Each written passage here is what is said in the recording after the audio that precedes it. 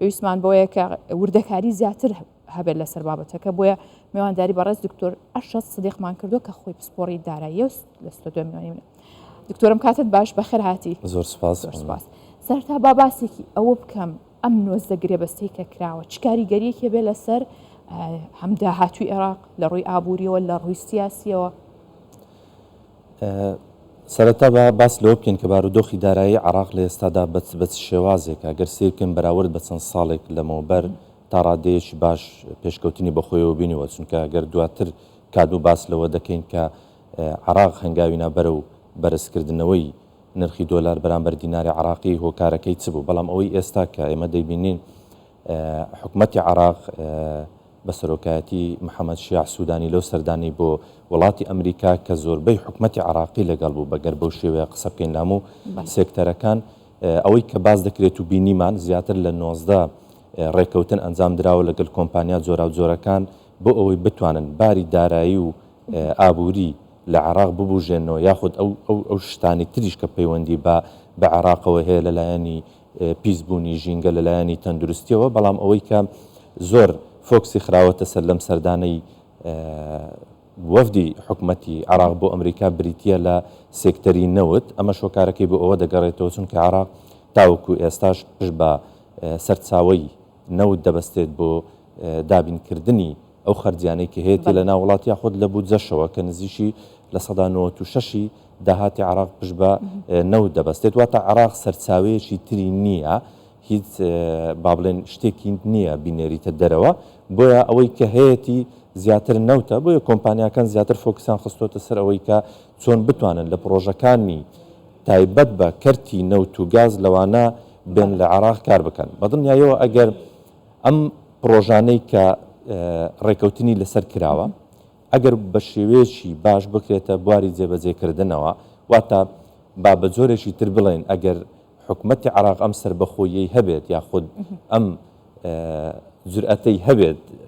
ئەم ڕێکەوتنانە وەکو خۆی جێبەجێ بکات، ئەمە شتێکی باشە بۆ عێراق، بەڵام لەو لاشەوە ئێمە دەوێت ڕاچاوی ئەوە بکەین کە عێراق تاوەکو ئێستاش لە ژێر هەژمونی کۆمەڵێک وڵاتی دراوسەیەکە لە هەم لە ڕووی سیاسیەوە هەم لە ڕووی داراییشەوە زۆر جار ئەمانە وەکو داشێک یاری پێدەکەن کە لەکوێ بۆ عێراقتوانێم ئاڵنگاریە بکات، ینی ئەم تەحەدیە بکات کە ئەو بربەستی هەموو ئەو وڵاتانە تێپەڕێت و بەردەوام بێت لە جێبەجێکردنی ئەو گرێبەستانەوە ڕێکەوتن. ئەمە کارێکی زۆر زەحمەتە، چونکە ئەگەر سیرکەن ئێران خەریکە توش کۆمەڵێک کێشە دەبێت لە ئاستی نێودەوڵەتی کەمەش کاریگەری ڕاستەوخۆی هەیە بەسەر حکومەتی عێراق و بەسەر دەوڵەتی عێراقیشەوە، چکۆکو باسم کرد عێراق تاوەکو ئێستاش لێژێر هەژمونی زۆری وڵاتی ئێراندایە، بۆیە ئەگەر سیر بکەین تەماشای ڕابردوو بکەین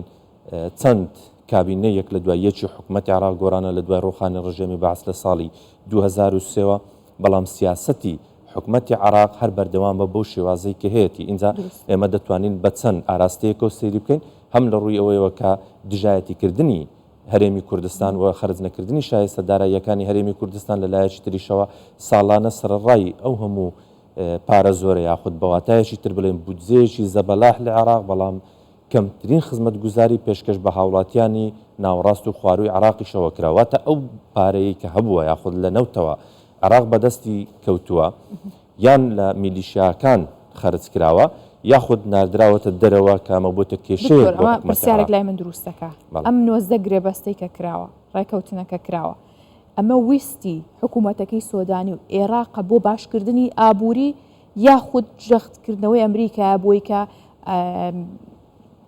بچێتە ژێر کۆنتترۆلی خۆی و پشت لە دوژمنەکانی بکە؟ نەخێرەوەی تێبینیمان کردووە هەروە پێشببینی دەکەین کە ئەمە هۆکارێک دەبێت بۆ ئەوەی عێراق تا ڕادەیەک لە ژێر هەژمونی ئێران بێتە دەرەوە، بۆیە ئەمریکا هەنگاوی ناوە بەرەو ئەوە کە بەڵێ بەخۆی بێت و بەرهێنان بکات لە کێلگە نەوتەکان و یاخود ئەو شوێنانی کە نەوت و گازە. ئەمە شۆکارەکەی بۆ ئەوە دەگەڕێتەوە تاوەکو ئێستاش عێراق بڕێکی زۆر لە بابلێن گاز لە ئێرانەوە دەکرێت کەمەش بەلایەنی ئەمریکاوە کارێکی نایاساییە، چونکە ئەمریکا لەلایەکەوە سزا ئابوووریەکانی سەر ئێران زیاتر دەکات، لەلایەشترەوە عێراق وەکو دەوڵەتێک کە لە سەردەستی باوا بڵێن لە سەردەستی ئەمریکاوە ئازاد کراوە خۆی بەخاوەنی عراق دەزانێت لە ڕووی سیاسی و ئابوووریەوە بۆیە دەیەوێت لە ڕێی ئەو کۆمپانیانەی کە هەیەی بێتەوە نە عراق نەک بە ڕێگەی سەربازی بۆی بتوانێت کۆنتترۆلی بارودۆخی سیاسی و ئابووری عراق بکات. باشە زۆربەی گرێبەستەکان بینیمان لە بواری وزایەوە کە تۆش ئاماژە و پێکرد کە ئەوێ لە ژێر هەژمونی ئێران دەرچێت لە لایەکی دیکەوە گرێبەستی تیا بۆ لە ڕووی پتەوکردنی هەمژێرخانی دارایەکەیەتی و سیستمی بانکیەکەی عێراقا ئەمە تا چەند کاریگەریە بێت لەسەر سیستمی بانکی و با ورتری بکەینەوە یاخود قوڵتر و چڕتری بکەینەوە کاریگەریە بێت لەسەر بەهای دینار بەرامبەر بە دۆلار. بەڵێ باسم کرد کە کۆمەڵێک هۆکار هەبوو وەکووتم هەم سیاسی هەم ئابووری و دارایی ئەوەی کە سیاسەکە باسمان کرد کە دەوێت ئەم هەژمونە بیگەڕێنێتەوە لای خۆی و عراق خۆی با بڵێن سەرپەرشتی بارودۆخی ئابووری و سیاسی عراق بکات وەکو سیستەمی بانکیش ئێران چەندین ساڵە لەلایەن ئەمریکا و لەلایەن وڵاتانی یەکێتی ئەوروپاش و سزایەکی زۆر توندی بەسەردا سپێنراوە سزایەکان لەم ماوەیە وا پیشاندراوە کە هیچ کاریگەریەکی نەبوو بەسەر بارودۆخی ئابووری و دارایی ئێرانەوە وەکەوەی بینیمان کە لە ئێستادا ئێران هەڵدەستێت بە فرۆشتنی چەک بە وڵاتانی تر یاخود هێرشکردنە سەر وڵاتانی تر بۆیە ئەمە بۆ ئەمریکا جێی قبول نییە دەوێت بزانێت ئایا ئەو سەرچاوەیە کە ئێران هەیەی لە ڕووی داراییەوە لەکوێ ئەم پارانەی بەدەست دەکەوێت ئەوەی کە پێشتر تێبینی کراوە یاخود ئەو چاودێریەی کە ئەمریکا خستوێتە سەر عراق ئەو پارانەی کە بۆ عراق دێن وەکەوەی کە لە نەوت دەفرۆشێن لە وڵاتانە بینراون و بەتایبەت لەو وڵاتانەی کە ئێستا لە ژێر هەژمونی ئێراندان نەک تەنها لە ئێران لە سووریا لە لیبیا لە یەمەن لەو شوێنانە ئەو پارانەی کە بۆ عراق هاتوون و مولکی عراقن لەو شوێنانە بینراوەتەوە واتە دەستێک هەیە بۆ بردنە دەرەوەی پارەی عراق وەکو با بڵێن دۆلار ئەگەر باسکەن وەکو دراوی نەقدی کە دەیبەنە دەرەوە مامەڵەی پێوە دەکەن بۆیە ئەمریکا زۆر بەجددی کار لەسەر ئەوە دەکات کە لەلایەک چۆن بتوانێت بە ئاوا بڵێن چۆن بتوانێت ئەم بارودۆخە کۆنتترۆل بکات کە لەلایەک سزا بەسەر ئێراندا دەسەپێنێت بەڵام ئێران هەروەکو خۆی دەمێنێتەوە تا ڕادەیەکی زۆر توانیتی لەسەر پێیەکانی خۆی بوەستێت بۆیە بە سیستەمکردنی بانک بۆ عراق هەم بۆ خۆی بۆ خودی خۆی وەکو حکومەتی عراق گرنگە هەم بۆ وڵاتانی تریش کە بۆی بتوانن سنوورێک بۆ دەستدرێژی و بۆ هەموو ئەو کارانەی کە ئێران هەیەی سنوورێکی بۆ دابنێ ئەگەر بگەڕێنەوە ساڵی 2019 ئێمە بینیمان عراق تووشی بارودۆخێکی زۆر دژوار بوو یەکەمیان بۆی ئەوە بوو کە کۆڕۆنا لەسەر ئاستی جیهان کاریگەری کرد بۆ سەر هەموو وڵاتان بەتایبەت ئەو وڵاتانی کە زیاتر پشت بە سەرچاوی نەوت دەبەستن بۆیە عراق خەریک بوو تووشی هەرەز بێت نزیک بوو لەوەی کە هەرەز بێنێ ئەو حکومەتە لە ڕووی دارایی و ئابووریەوە هەندێک ژمارە لێرە باز دەکەین تەماشا دەکەین لە ساڵی 2019 بۆ 2020 احتیاط یاخود با بڵێن یەدەجی دراوی بیانی لە عراق گەیشتە 36 ملیار کە بە پێی ستانداردەکانی جیهان نابێت لە 52 ملیار کەمتر هەبێت لە وەکو دراوی بیانی بۆیە نرخی نەوتیش بە شێوەیەک دابەزێ عراق نەیتوانی ئەم عەجزەی کە هەیبوو یاخود ئەو کورتێنانەی کە هەیبوو لە چەند ساڵی پێشووتر و بەهۆی کۆڕۆناش کە تووشی بوو کە نرخی نەوت دابەزی نەیتوانی بە شێوازێک لە شێوازەکان خۆی هەڵبستێنێتەوە ئەمە هۆکارێک بوو کە باس لە بەرزبوونەوە و نزمبوونەوەی